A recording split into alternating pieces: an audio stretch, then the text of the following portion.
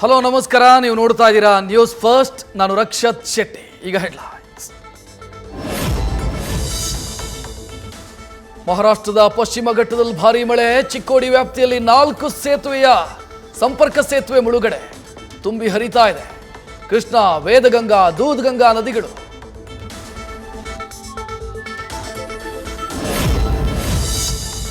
ಉಡುಪಿಯಲ್ಲಿ ಧಾರಾಕಾರ ಮಳೆ. 100 ಮಿಲಿಮೀಟರ್ಗೂ ಹೆಚ್ಚು ಮಳೆಯಾಗೋ ಸಾಧ್ಯತೆ.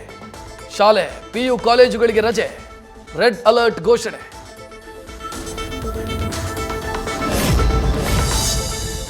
ಉತ್ತರ ಕನ್ನಡದ ಕಾರವಾರದಲ್ಲಿ ಮಳೆಯೋ ಮಳೆ.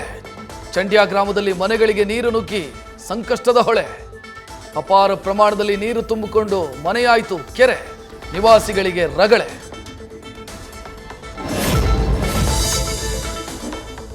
ಮಂಗಳೂರಿನ ಕೆತ್ತಿಕಲ್ ಪ್ರದೇಶದಲ್ಲಿ ಗುಡ್ಡ ಕುಸಿತದ ಭೀತಿ. ನಿರಂತರ ಮಳೆಯಿಂದಾಗಿ ಜರೀತಾ ಇದೆ ಕೆತ್ತಿಕಲ್ ಗುಡ್ಡ. ಒಳಗಡೆಯಿಂದ ಹರಿದು ಬರ್ತಾ ಇರೋ ನೀರು. ಜಲಸ್ಫೋಟದ ಆತಂಕ.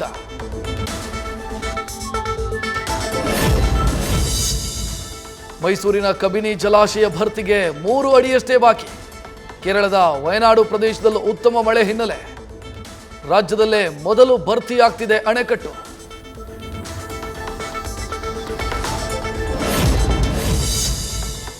ಶಿವಮೊಗ್ಗದ ಭದ್ರಾ ಡ್ಯಾಂನಲ್ಲಿ ಮುಂದುವರೆದ ನೀರಿನ ಸೋರಿಕೆ. ಮರದ ದಿಮ್ಮಿ, ಸೊಪ್ಪು ಬಳಸಿ ಸೋರಿಕೆ ತಡೆಗಟ್ಟಲು ವಿಫಲ ಯತ್ನ. ಸ್ಥಳೀಯ ಪರಿಣಿತರ ಮೊರೆ ಹೋದ ಅಧಿಕಾರಿಗಳು.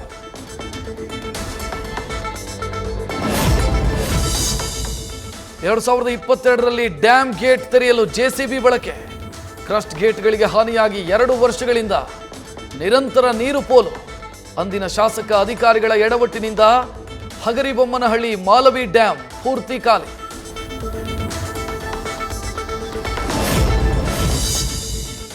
ವರುಣನ ಎಂಟ್ರಿಯಿಂದ ಮೈದುಂಬಿಕೊಂಡ ಜಲಪಾತಗಳು. ಬೆಳಗಾವಿಯ ಚಿಕಲೆ ಫಾಲ್ ಸೌಂದರ್ಯಕ್ಕೆ ಮನಸೋತ ಪ್ರವಾಸಿಗರು. ಚಾರ್ಮಾಡಿಯಲ್ಲಿ 10 ಅಡಿಯಿಂದ ಧುಮ್ಮಿಕ್ತಾ ಇದೆ ನೀರು.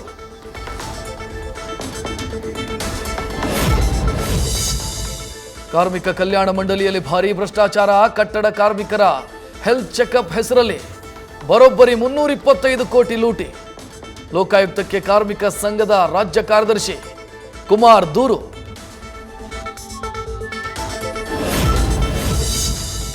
ಕಾವೇರುತ್ತಿದೆ ಚನ್ನಪಟ್ಟಣ ಉಪಕಣ. ಡಿಕೆಶಿ ವೇಗಕ್ಕೆ ಯೋಗೇಶ್ವರ್ ಚೆಕ್ಮೇಟ್. ಚುನಾವಣೆ ಘೋಷಣೆಗೂ ಮುನ್ನ ಕ್ಷೇತ್ರದಲ್ಲಿ ಡಿಕೆ ಶಿವಕುಮಾರ್ ಓಡಾಟ. ಇತ್ತ ಉಪಚುನಾವಣೆಗೆ ನಾನೇ ಅಭ್ಯರ್ಥಿ ಎಂದಿರೋ ಸಿಪಿವೈ.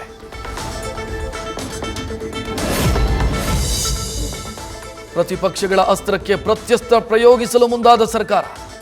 ಅಧಿವೇಶನದಲ್ಲಿ ದಾಖಲೆಗಳ ಸಮೇತ ಉತ್ತರ ಕೊಡಲು ಸಜ್ಜಾದ ಕೈಪಡೆ.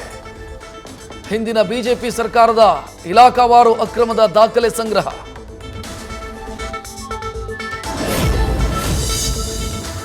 ಸರ್ಕಾರಿ ಜಾಗ ಗುಳುಂ ಮಾಡಲು ಸಹಕರಿಸಿದವರ ಮೇಲೆ ಕಠಿಣ ಕ್ರಮ. ಅನಧಿಕೃತ ಹಂಚಿಕೆ, ಲೇಔಟ್ ನಿರ್ಮಾಣಕ್ಕೆ ಕಾರಣ ಆದವರ ಮೇಲೆ ಕ್ರಮ ಕೈಗೊಳ್ಳಿ. ಜಿಲ್ಲಾ ಪಂಚಾಯತ್ ಸಿಇಒಗಳಿಗೆ ಸರ್ಕಾರದ ಖಡಕ್ ಸೂಚನೆ. ಲೋಕ ಚುನಾವಣೆಯ ಬಳಿಕ ಬಿಜೆಪಿ ಆತ್ಮಾವಲೋಕನ ಸಭೆ. ಪರಾಜಿತ ಅಭ್ಯರ್ಥಿ ಮತ್ತು ಸ್ಥಳೀಯ ಮುಖಂಡರ ಜೊತೆ ಸಮಾಲೋಚನೆ. ರಾಜ್ಯ ಬಿಜೆಪಿ ಉಸ್ತುವಾರಿ ರಾಧಾಮೋಹನ್ ದಾಸ್, ವಿಜಯೇಂದ್ರ ನೇತೃತ್ವದಲ್ಲಿ ಚರ್ಚೆ.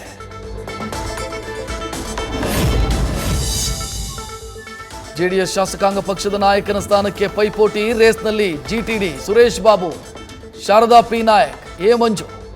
ಎಚ್ ಡಿ ಕುಮಾರಸ್ವಾಮಿ ನೇತೃತ್ವದ ಮಹತ್ವದ ಸಭೆಯಲ್ಲಿಂದು ಆಯ್ಕೆ.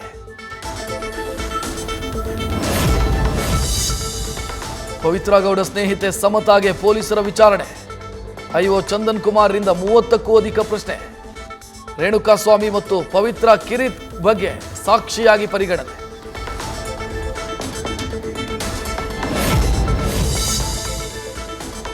ದರ್ಶನ್ ಮನೆ ಕೆಲಸದವರಿಗೆ ನೋಟಿಸ್ ಕೊಡಲು ಪೊಲೀಸರ ಸಿದ್ಧತೆ. ಕೊಲೆಯಾದ ದಿನ ದರ್ಶನ್ ಬಟ್ಟೆ ಒಗೆದಿದ್ದ ಮನೆ ಕೆಲಸದಾಕೆ ಸುಶೀಲಮ್ಮಗೂ ವಿಚಾರಣೆ. ಆತ ನಟ ಯಶಸ್ ಸೂರ್ಯಗೆ ನೋಟಿಸ್ ಕೊಡಲು ತಯಾರಿ.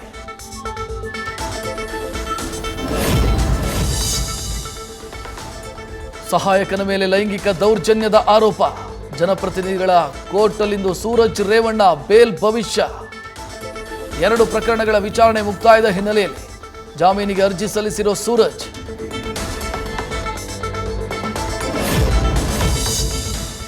ಮೈಸೂರಿನ ವರಕೋಡು ಮೊರಾರ್ಜಿ ಶಾಲೆಯ ಸಮೀಪ ಹುಲಿ ಮತ್ತೆ ಪ್ರತ್ಯಕ್ಷ.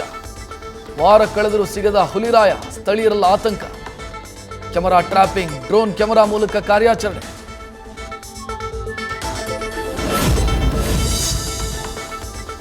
ಬಿಹಾರದಲ್ಲಿ ಸೇತುವೆ ಕುಸಿತದ ಸರಣಿ ದುರಂತದ ಬಳಿಕ ಎಚ್ಚೆತ್ತ ಸರ್ಕಾರ. 16 ಮಂದಿ ಇಂಜಿನಿಯರ್ಗಳನ್ನು ಅಮಾನತು ಮಾಡಿ ಆದೇಶ. ಗುತ್ತಿಗೆದಾರರ ವಿರುದ್ಧವೂ ಸೂಕ್ತ ಕ್ರಮ ಕೈಗೊಳ್ಳುವುದಾಗಿ ಭರವಸೆ.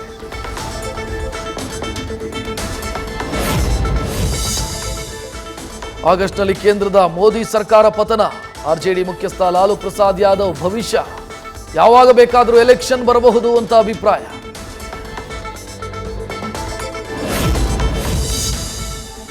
ಅಂಬಾನಿ ಮನೆಯಲ್ಲಿ ಕಳೆಗಟ್ಟಿದ ಅನಂತ್ ರಾಧಿಕಾ ಮದುವೆಯ ಸಂಭ್ರಮ. ಅದ್ದೂರಿ ಸಂಗೀತ ಕಾರ್ಯಕ್ರಮದಲ್ಲಿ ಅಂಬಾನಿ ಕುಟುಂಬದ ಡ್ಯಾನ್ಸ್. ಬಾಲಿವುಡ್ ತಾರೆಯರು, ಕ್ರಿಕೆಟ್ ಆಟಗಾರರು ಭಾಗಿ.